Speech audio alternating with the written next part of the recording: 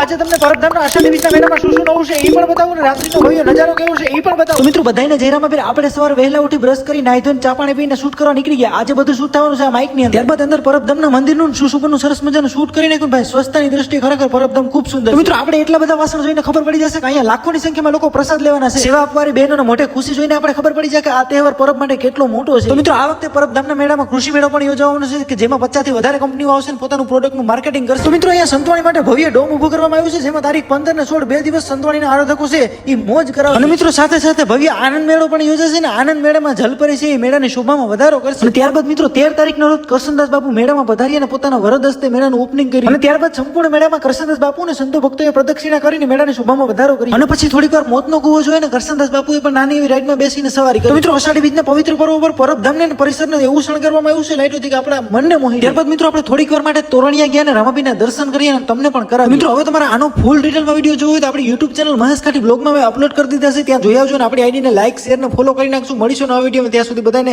જય પરબના પીર.